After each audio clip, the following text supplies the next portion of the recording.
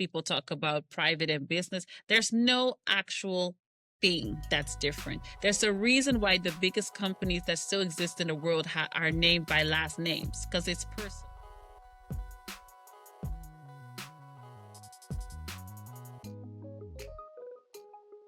Hey, y'all. Welcome back to the Fast Forward podcast. I'm so excited to continue the discussion called World Opportunity, where I'm sharing perspectives and information about how you can do business and build your career worldwide.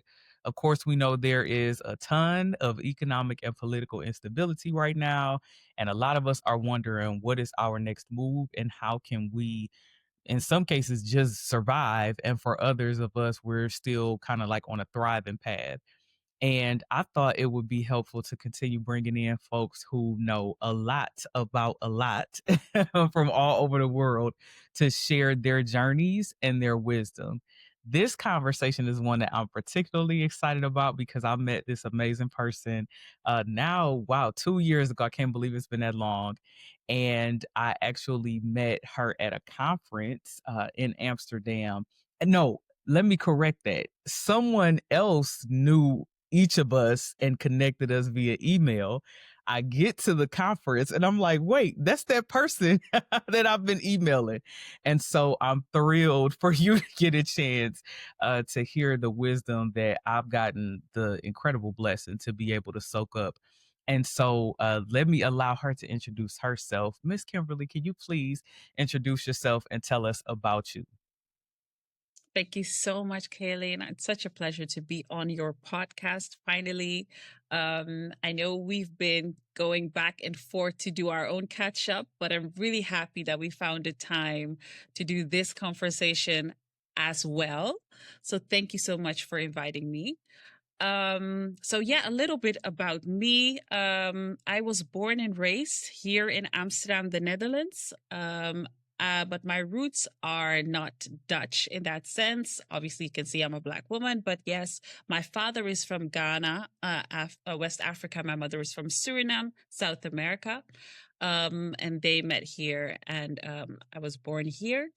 And I have a background that's quite diverse in terms of, what I've done up until the person you see in front of you today. So I've gone from banking and finance to consultancy, traveling around the world as a consultant, in strategy and corporate governance, to working in technology and having my own tech startups, and exited successfully as well. And today I run the Bold New Company.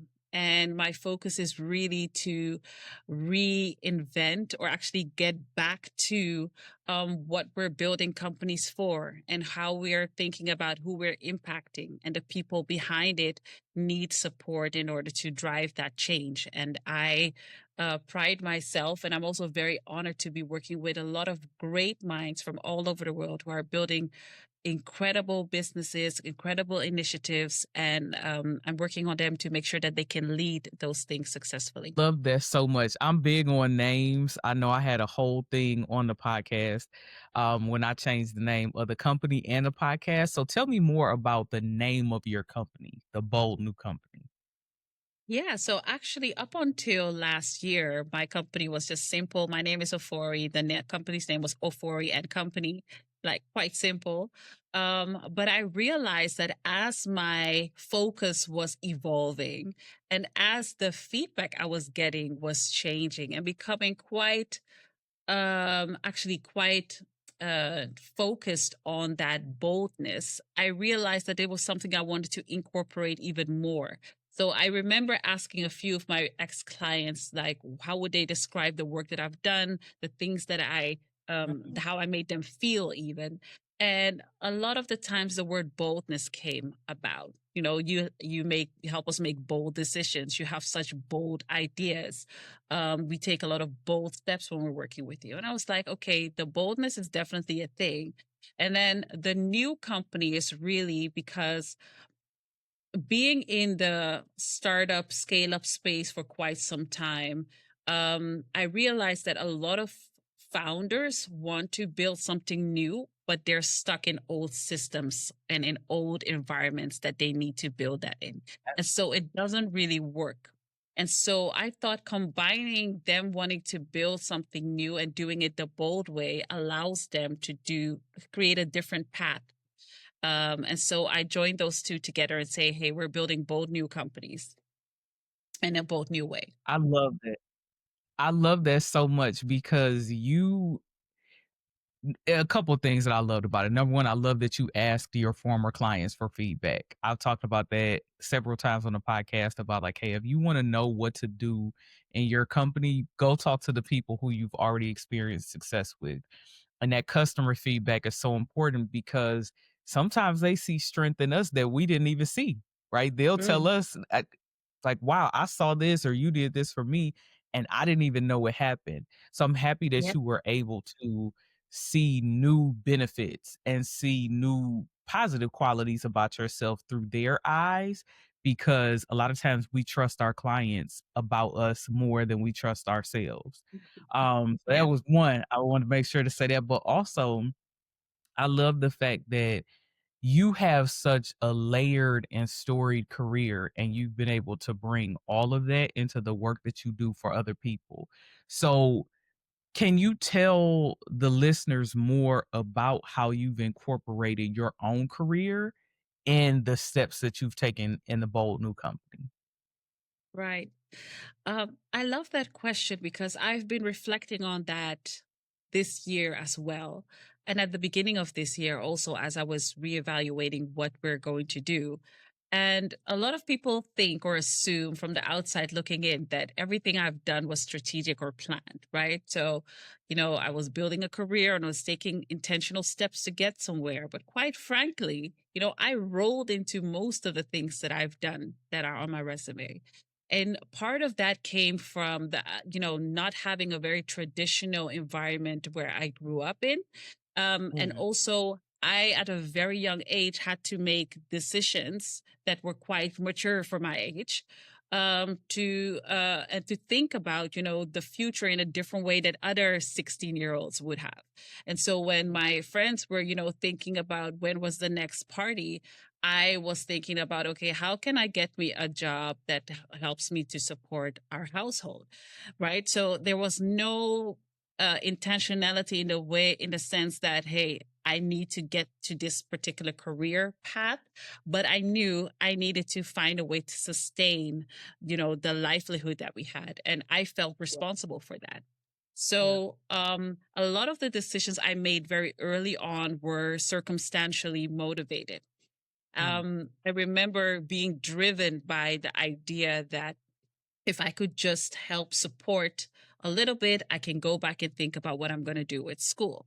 Because at yeah. 16, here in the system in the Netherlands, at 16, this is when you're going to decide if you're going to Yep. go, to the next stage. And I said, I'm just going to take a gap year, work, make sure we're financially a little bit more well rounded, and then I can see what I do. And I ended up in the insurance industry. I fell in love with the idea that I could prove myself in a different way because the school system here had always told me I was never going to be successful. I live in a predominantly white country. And Mhm. so it was very much so if I would, if there, in the odd chance that I would make it, I would be the exception, is what they would tell me. Now I Wow. know that's false. But it's the way that I had to make a decision and say, hey, I need to be very wise in the path that I'm taking. And so the idea was, especially for immigrant parents, is prove them wrong, right? Go and, become the best academically that you Yeah. can be to shut them up. But I felt very much in my early days already that was never a purpose path for me. I Mm, never really felt the need to have to prove myself academically, but I sure. did have an urgent need to understand what I was capable of and like at my maximum capacity, whatever that would look like.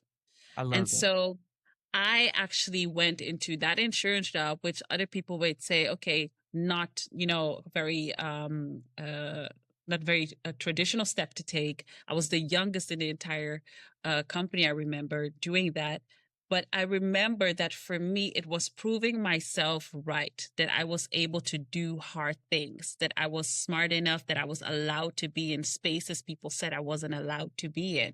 Yeah. And once I had that first kind of experience, it opened up a whole world for me that said, Yep. hey, if I can do this, when people said I needed a university degree to do the exact job I was doing there, I can do so much more. So that's kind of the red thread. If you ask me, how did I navigate my career? This is going to be the answer to almost every step I took. It was for me to find out what is the best I can do in the circumstances that I am in, and how can I challenge myself to overcome the beliefs that were imposed on me that I can't do that. So I switched into banking, knowing that everybody said you need to have at least a university degree and Yeah. banking experience. I was, on paper completely unqualified. Wow. And there I was, right, getting into those positions because I believed so hard in myself. I was going into those job interviews really convinced and delusional that I could actually pull it off. Sometimes we need the spirit of the Lulu. Sometimes that's our We best friend. really do. We really do. I love so much about that story because number one, the wherewithal that you had to realize that, yes, I recognize what drives my parents, but that doesn't have to be what drives me. Mm, And I think that that is a very difficult decision that a lot of us have to make, whether it's because we are a racial minority, because we are women, right? Because we might be first generation college, aspirations. And that is hard because so much of our parents' dreams become our dreams. So yeah. we become the embodiment of everything that our parents wanted to do but couldn't. So I applaud you at such a young age for being able to differentiate yourself from your Mm, parents. And then also to recognize that early wins set you up to build future resilience. So mm, it's so important to recognize, and I was talking about this during Black History Month. The right. earlier you can get some wins under your belt, Mm, the better it is for you throughout your life because you have a reference point to say, "Hey, I mm, know I can do XYZ because I've done this before. I might not have done this exact thing, but I've done something like it, and I know I pushed through." Whether that right. is nailing it at your first job or being the first person in your family to get a high school diploma or a college degree, being the first person in your family to buy a home, being the first person in your family to start a business. The earlier you can knock down even what's going to feel like to other people really small wins, the better it ends up being for you because life is always going to be lifing. Like the challenges are going to Yes, come, it will. issues are going to happen. So you need the reference points of all the points before where you've gotten through and pushed through that. That's how you build. It's Right. like compounding resilience is a compound Mm. factor. It's like you don't build Oh, I love resilience that. one step at a Yeah. time, right? What you do once and get over it, then it's like it puffs your chest out. And then you do something else and it puffs it out more. And then you're like, oh, I could definitely do this even bigger thing because look at these other 2 things I've done or 20 things, right? Mm, So especially mm, to the younger people who are going to listen to this, please know, again, small wins, they build up over time, not because it's going to net you millions of dollars right away, but because it builds millions of dollars worth of confidence in you. And that's right. the part that you really need to get through stuff later on. So, yes, Mm, that was dope. I love Yes, you that. got me thinking, girl. I love that. Oh, you layered that. No, but it is exactly that. A lot of the times when people ask the question, how do you build resilience? It's actually by doing the things. By doing the thing. There was somebody, I can't think of her name. If I find it, I'll probably try to tag it. But I think she's a therapist. Anyway, she talked Mm, about the difference between self-worth and self-esteem. And she was like, mm, self-worth is inherent. Every human being has worth, and nobody is more worthy of kindness or support or love than anybody else. But Right. self-esteem is built, and you build self-esteem by keeping your promises to yourself, Ooh. by doing the things you said you would do, and by Mm. achieving your goals.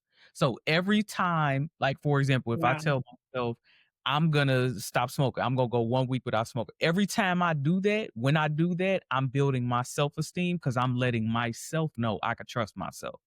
Every time Mm. I say I'm gonna launch this podcast or I'm gonna, write this proposal and I do it, that is me telling myself, you can trust me to push through. You can trust me to do what I need to do. And that builds self-esteem.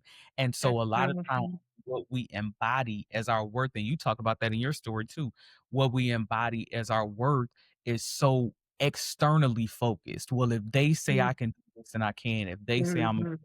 and if they say I'm worthy, when really a lot of times I'll say, I won't even say sometimes, a lot of times what's bugging us is that we're breaking promises to ourselves.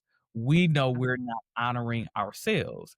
We know we're not fulfilling what really drives us. And so as a result, we're hurting our own self-esteem through not keeping up with ourselves, through not Right. being trustworthy to ourselves. And then we call that unworthiness when really it's us Mm. inside job. Well, there's so many levels to what you just said.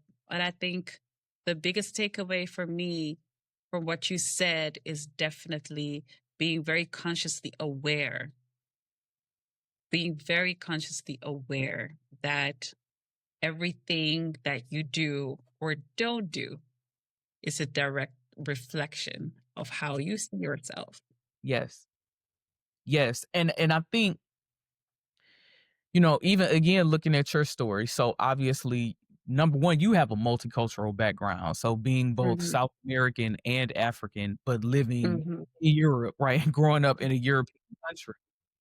That alone gives you a very different perspective of the world. So can you share how you have reconciled the differences even in your identity to create a career that you love and that you're proud of? Whew. I think it's an ongoing journey because Mm, in as much as so being born in this country, immediately you come out of the womb, you are othered, right? There's no way you are not yeah, going to feel, even before you can speak, even before you can comprehend what's happening. You can yeah, tell, you can feel, you see, you are being treated differently, but you yeah, don't comprehend why yet. And so I think that is something that's really, really important to take note in this entire experience because I remember you and I were sharing, I was actually eating your pizza slice. Um, that was some good pizza too, by the that way. was a nice piece of slice.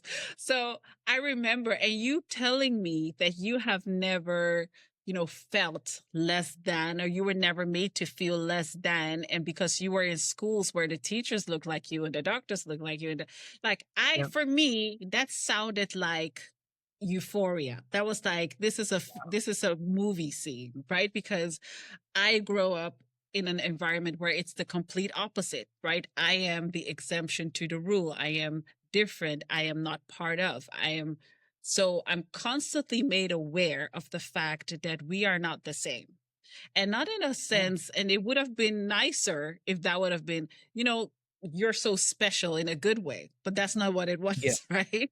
Just No, to make it no. clear, because I've had some Dutch white people ask me, doesn't it make you feel special? I said, if they said it nicely. you know Right, right. No, I think we're defining special in a different way, but all right, friend, I That's not the guess. kind of special I'm trying to feel.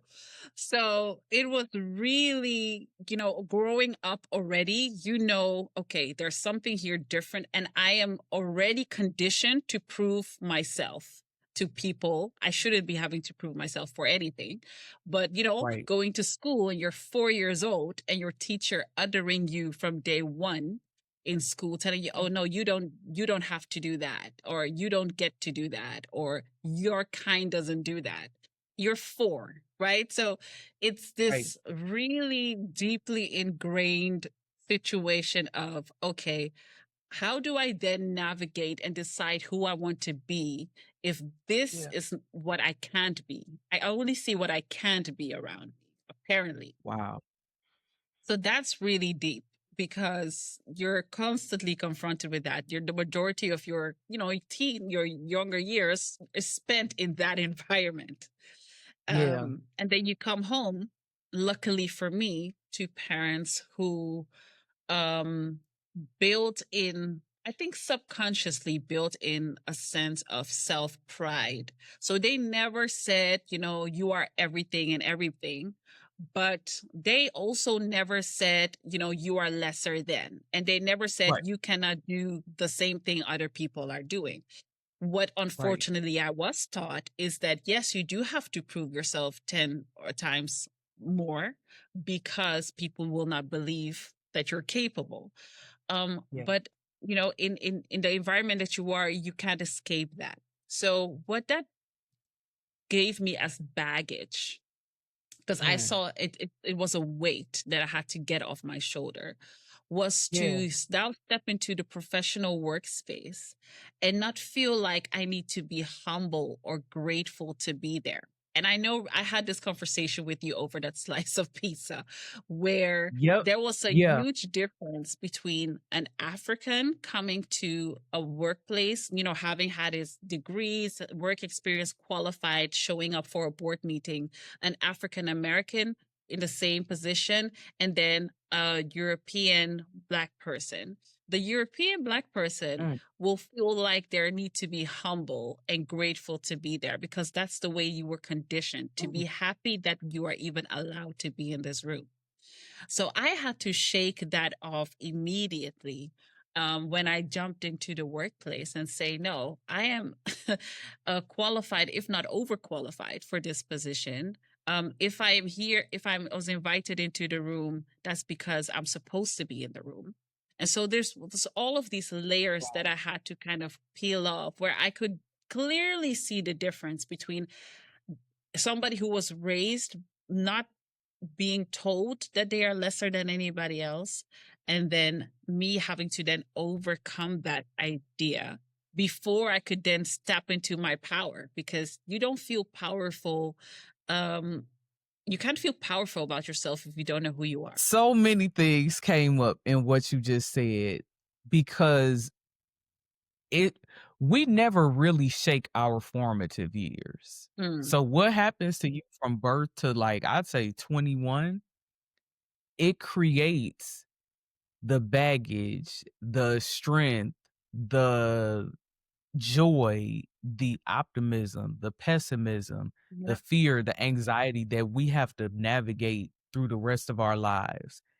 And I'm happy that you can see because some of us never see that. Some of us never Mm, are able to unpack to get to the root cause of like, oh, this thing. I'm happy that you were able to see the difference between something that was an intrinsic quality in you as an individual, something that was a family trait, something that was a cultural trait, and then mm, something that is systemic to your geographic location. Because again, mm, a lot of us are never able to separate those four. So we take systemic factors and put it on us as individuals. Well, if I just yeah. work harder. No, you can't outrun racism. Like it's gonna hit you in the Mm. face somewhere somehow, right? You can't Gotta keep outrun. running. Yeah, you could listen. You can run all you want to. You better be Usain Bolt because you can't run faster than racism running. And it's Mhm. like, for some of us too, our family's words, because I've had to Yeah. push through that too. So, I tell people all the time, my schooling experience was drastically different than my experience at home.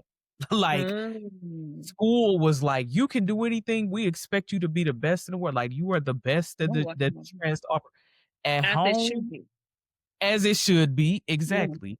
At home, it's the colorism, it's the emotional abuse, it's the Mm, substance addicted parents, mm, right? It's all the things that are like, "Can I do this?" And I'm so grateful that I had such an intense school experience that was right, able to undercut the shenanigans that were happening at right.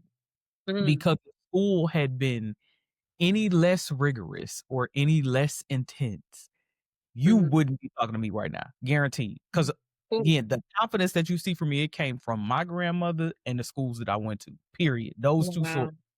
And nothing else in my life was building this. And again, I think for a lot of us, we try to outrun systemic, cultural, and family failure with Mhm. individual effort, and it just can't work like that. And No. so to that point, this is why I'm happy to hear what you're doing at the Bold New Company, because we need community to outrun all of those heavy weights that are on us.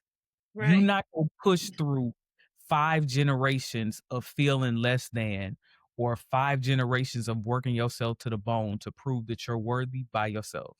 You need Right. other voices to come, and they might have a totally different background. Like you said, what I said to you in that pizza shop, that was like game changing and transformative you. What you just said to me, because y'all, we was talking before we hit record on this. What we was just talking about right now is forcing me to confront some things with me. So when you talk to people who have very different backgrounds than you, they will Yeah. force you to confront all of that weight so you can decide, hey, here is what my euphoria is going to look like. Here is what a beautiful utopian existence could look like for me. And I'm going to Mhm. now work toward that. That's a Yeah. very different thing than just running yourself ragged on a hamster wheel. I know. I know. And I think this is also why, for me, it was so important to stand still for a moment. Because, in as much as I can speak about, some people will say I've had many achievements.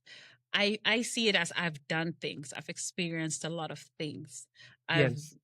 I've undergone a lot of challenges. I've achieved some success. I've also achieved, I call it achieve, a lot of failures.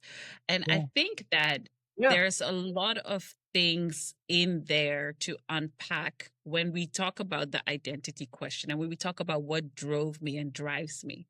Because I was constantly still running towards the idea that there was going to be some point of accomplishment that would make me feel good enough. Mm. If I strip everything away, it was for me to constantly feel okay, and now I can say, I told you. And it Right. wasn't This even is to the other thing. people. Yep, Yeah, and you never reach that thing. You never get because it, it's always something you never by reach the it. time I was, reaching it or had reached it, I was already thinking about what is next. Like this clearly is not it because I'm not feeling different. So this achievement is not it. So clearly there needs to be another level. And it was not until I think I want to say the past 18 months, going on 2 years now, that I really had to sit myself down several times Yeah. in quietness, not listening to anybody else, because you can hear the applause and you can hear all the praise. And I speak on global stages and people will think you are amazing. And then, but you come home and you feel like this is not it. So if this is Yep. not it, what is it then? And I realized that in as much as I was partially doing walking in my purpose, I've always been geared towards helping other people grow and elevate others and building ecosystems around that. I wasn't fully aligned with how I'm supposed to show up in that. And that was the difference. As long as I wasn't going to change the ideas I had held about myself, about what it looks like to be me, then I was never going to feel fulfilled doing those things and doing them in a way that is aligned with my superpowers. And so the biggest transition for me has been that I actually draw a lot of women towards me. I've always had that. However, ego said, you live in this country where they said you can never be respected for being in this field and being a consultant and doing all of these things. You need to get, ahead and work with the McKinseys and with the big companies and with the big banks, because then they're going to respect you. Yep. And the joke's on me, because I was not getting myself the respect with those things. I've done all of them, and I still couldn't really look myself in the mirror and say, "You did that. This is enough." So I went back to the moments where I did feel like, wow, you're really doing something. And that was when I was working with individuals and making impacts in their lives. And they were mostly women who needed to be reminded of who they were in whatever role they were as entrepreneurs, as executive leaders, and seeing that impact every time without an exemption. I felt I was aligned. I felt like I could look myself in the mirror and say, this is who you are. This is why you are here. This is why you had to go through all of the things you went through and go through all the corporate ladders and go through all the entrepreneurial journeys so that you could impart that wisdom into these individuals. And so it's this really crazy journey of finding yourself then and realizing that your identity is what's going to be most important in whatever career or business decision you make. We try Yeah. to see it separately from one another, and we've been taught that in business school, Yep. that it's two separate things. People talk about private and business. There's no actual thing that's different. There's Yeah. a reason why the biggest companies that still exist in the world are named by last names, because it's personal. Hold on. So much. So much to that. Okay, let me try to yank out three things. We're going to start at the front and work our way back because I think they're really all connected because you are absolutely right. The what we love about business is because of actions that a person took. Mm.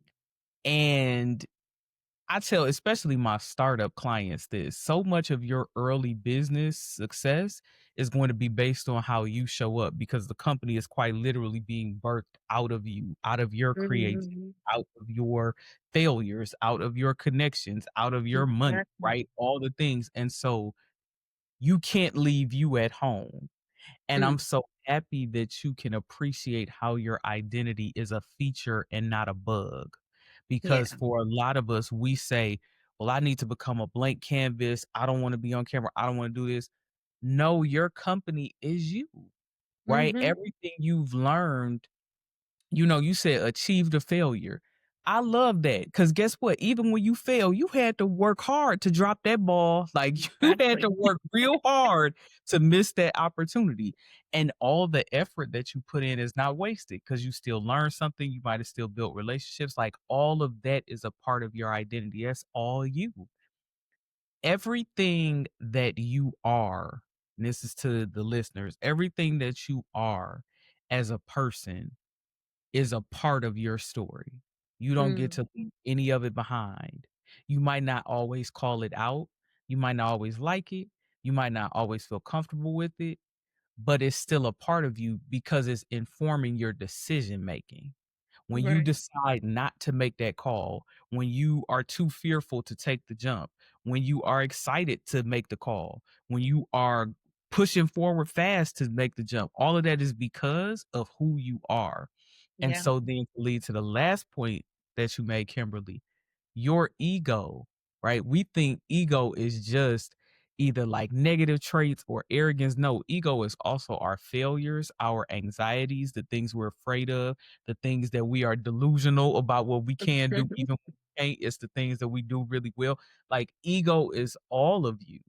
Yeah. And in psychology, we learned that you got the id, the ego, and the super id. So the super id is all external. The id is all internal. It's instinctive. You don't even have to think about it. It's just subconscious. But the ego, that's that mediator.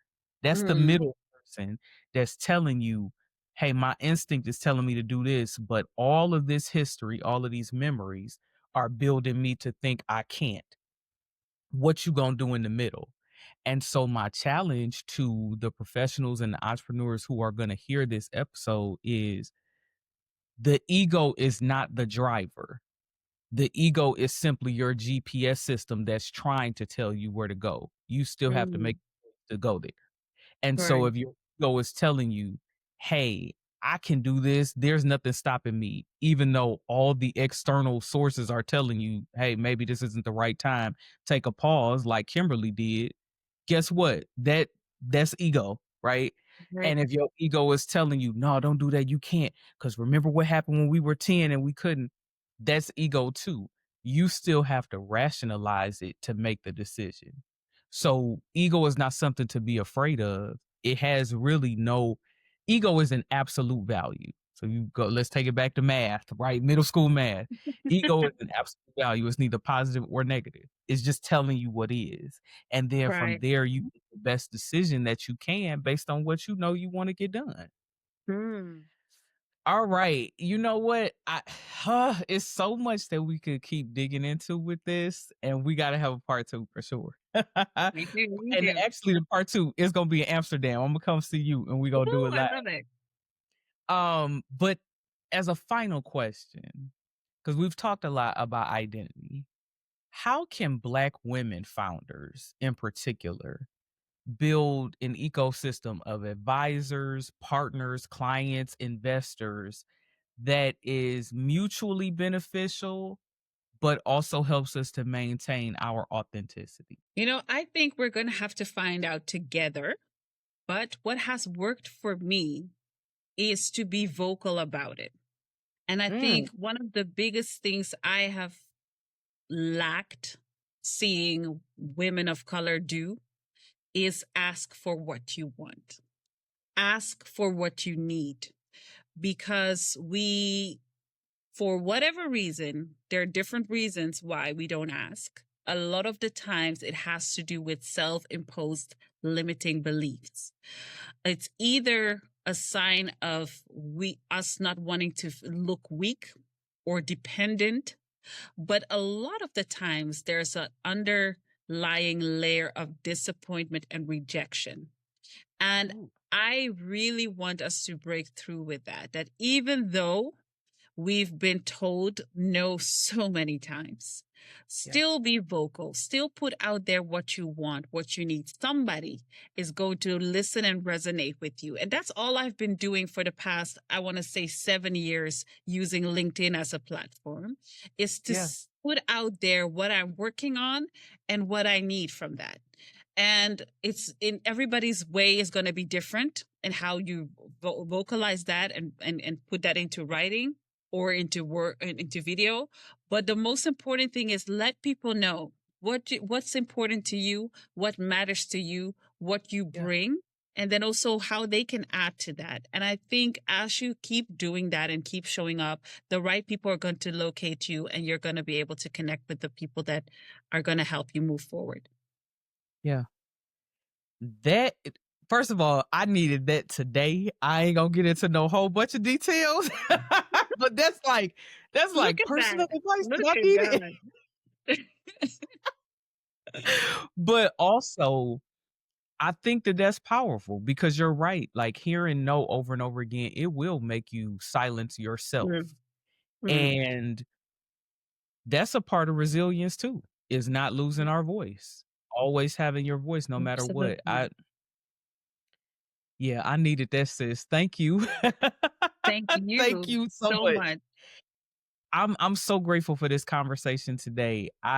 Yes, as she says, she is always on LinkedIn dropping gems. Please, please, please follow her. I'm gonna make sure to put a link in the description to all of the socials and places where you can find Kimberly. You will not be disappointed by adding this voice to your ecosystem. Kimberly, thank you again so much. I'm so appreciative for you.